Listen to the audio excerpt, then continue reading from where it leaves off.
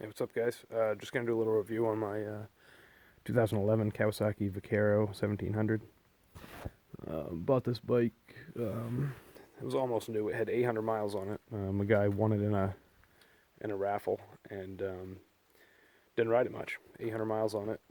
I've had it for, this is my third summer on it, and just do a little quick thing here on what I like about it, and what I don't like about it, and the mods I've done to it. So what I like about it is, it's sexy as hell. I think it's just a good-looking motorcycle. I like the rear end. I like the bags. I like the dash. The gauges. I've obviously changed some stuff on here, but the only thing I don't like about it, or I didn't like about it, was the power. It's choked right up from the factory. You do the big three, and it comes right out of it. It's a whole different bike with an exhaust, intake, and tune. Whether it's a Power Commander 5 or having the ECM flash, reflashed, or whatever. There's a company out there that's doing that now. I went with the Power Commander 5, and tune. This is a Thunder intake. With obviously K&N filter. And that company's out of business. I like those better than the BAKs. But whatever, that's personal preference. I just like the way that the filter fit in there, and it looks good. The exhaust, I was gonna go with a 2-into-1, but I love the looks of the duals. I love the looks of the dual pipes, and I couldn't get away from them. So I did take, I don't know if you can see the video, I did take the baffles out, and I took this part and did that black. I just thought that was a cool contrast because everybody has these pipes, and I just thought that would make them look a little bit different. Let's see. So did the Corbin Seat, which is 10 times better than the stock. I didn't mind the stock seat when I first got on it, but after riding a little bit and I sat on a couple of aftermarket seats, I decided to go with the Corbin. I tried a Mustang out first. I didn't really care for it, and that surprised me because Mustang seats on every bike I've ever ridden have been fantastic, and the one that I had for this, it wasn't much more comfortable than stock. Did the bars. That seat also does come with the driver passenger. Comes with one backrest, and you can buy the extra one. I don't really care for it. So did the bars. I think they're 11-inch FWB choppers bars, menacing monkey bars. I like them a lot better than the stock ones. They get it up a little bit. They look good. They function well. Biltwell grips. Those are super cheap and they're great grips. I think they're like $18 on Amazon or something. So threw a coffee cup holder on there. I blacked out a bunch of the stuff, the crash bars and the turn signal bar and the surround for the headlight. That stuff was all chrome.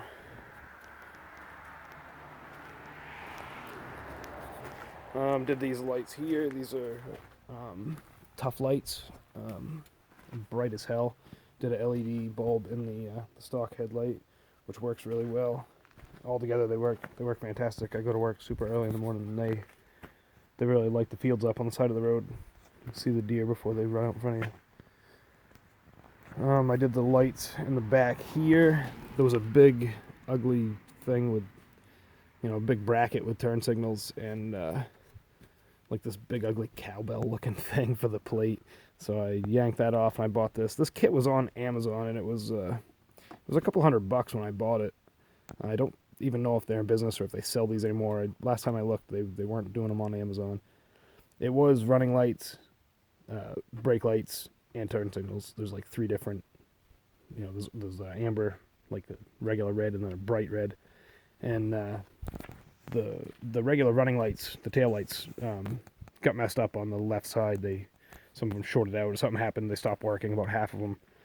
I contacted them. They did send me a new one. But in the meantime, I had just got in there and cut the wires and made it so all they are is brake lights and turn lights and not the regular tail lights anymore. So I haven't switched it over yet to fix it, but they do work. They work pretty well. They're really bright. These are side opening bags. They're the bags off the old Nomads, which takes a little getting used to, but I do like it because you can really like kind of stack stuff, you know, put your chaps and stack everything up, you know, and get to the stuff on the bottom without digging through everything.